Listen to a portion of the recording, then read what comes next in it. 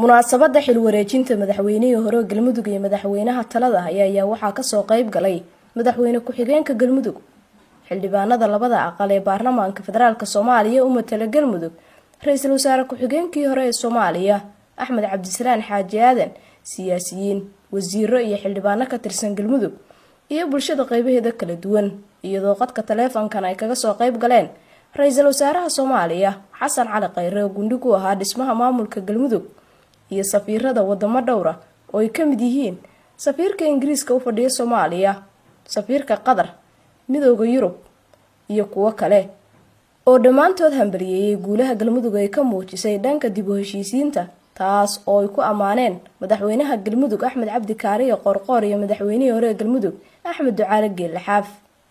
ugaas Xasan ugaas Nuur oo la dardaarmay madaxda galmudug ayaa yiri aad iyo aad ayaan waxaan ugu faraxsanahay caawa arrintan sharafka leh oo meeshaan galmudug caawa u soo dhalatay waa waxaan sugaynay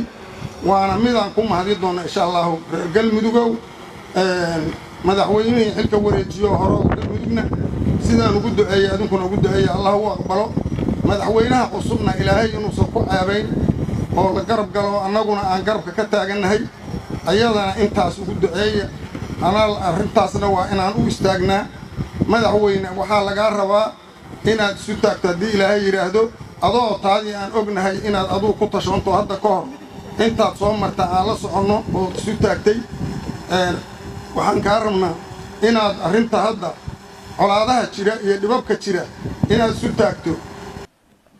madaxweynihii hore galmudug Axmed Ducaale Geelle Xaaf ayaa sheegay inay ka go'an tahay wax ka qabashada galmudug una la shaqeyn doono madaxweynaha talada haya anagu intii aan xilka hayay runtii dhib badan baan la kulmay aan la kulmay midda dabiiciga iyo midda ummaddu u geystaa badnayd Axmed Qooro Allah ka badbaadiyo galmudug waa gobolka Soomaaliya u qanisan aniga hadafkaygu markaan imaanayay ogaal baan ka ahay galmudug iyo wax ku haasan hadafkaygu wuxuu ahaa ballanqaadyadayda inaan mideeyo inaan nabadda raadiyo inaan dekada dhiso inaan jidadka dhiso inaan xoreeyo meelaha la haysto laakiin way suurtagali weyne asaga Allah ku guuleeyay intaas intii ka hartay hadda gaalka ayaan joogay waxaan aad u xasuustay war waa midaysay ma kala goynaysaa markaa dhisan waa midaysay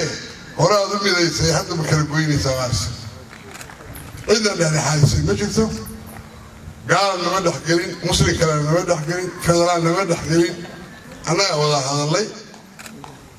weliba ayada oo aan xujo lahayn ayaan la baawur soo qaato u yimid madaxweyne Axmed Cabdi Kaariye Qorqor ayaa kaga mahad celiyay madaxweynihii hore galmudug sida isu tanaasulida iyo isu turida bulshada ee uu soo afjaray khilaafkii iyo kala taagnaantii galmudug wuxuuna carabaabay in madaxweyne Xaaf uu dib heshiisiinta bulshada galmudug kaga dhigay hormuud adduunka markii doorasho ay dhacdo meel kasta oo la joogo doorashadu waxay keentaa kala duwanaansho waxay keentaa kala qaybsanaan mararka qaar waxay dhamaataa markii doorashadu dhamaato waxa loo wada tanasulaa ama la isugu yimaadaa danta iyo horumarka dalka haddii doorashadii isxiriix yar ka jiray waxa Ilaahay fadligiisa reer galmudug inay isugu tanasuleen horumarka iyo socodka dalkooda iyo dadkooda marka xogaagii doorashada ka dhashay waxaan mar labaad inaan xuso dhammaan saaxiibadii iyo walaalihii kala duwanaaday ama isxiriixay dhammaanteen caawa waxaan naamid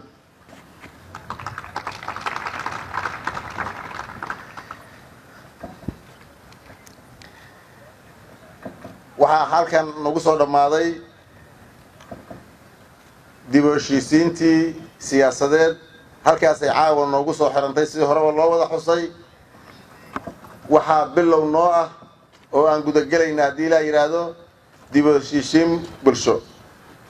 taasoo la sheegay ama la wada og yahay muddo inay soo jireen shaqaaqooyin guud ahaan Soomaaliya ka soo jireen gaar ahaan galmudug ka jiraan shaqaaqooyinkaas iyo iska hormaadyadaas oo u baahan dib u heshiisiin bulsho iyadana waan ka howlgalaynaa waana laga wada hadlay waana noo qorshaysan tahay qayb ka midna waa soo qabsoontay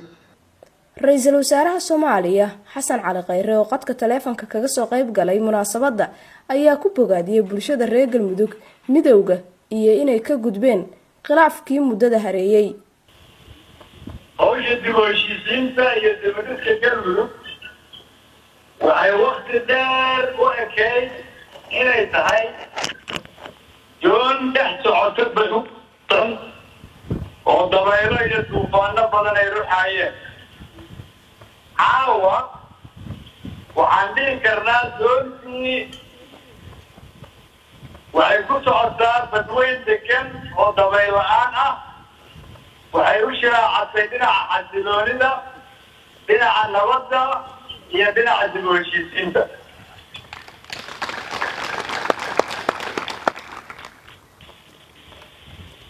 inkastoo aan idinla fadhin waxaa kaloo dhihi karaa naaquudayaal badan oo safarkaasi uu dhabkay caawana safka hore fadhiya ayaa madaxweyne qoorqoor shukaanta la haya waana ku mahadsan yihiin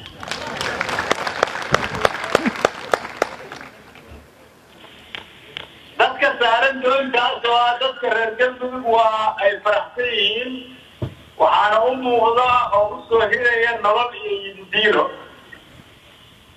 waxaan haddaba caawa leenahay dad yaanay socodka joojina hawshaa caddo dhinaca xoreynta dhulka Galmudug laga haysto Nafisa Xirsi Maxamuud Universal TV Dhuusmareeb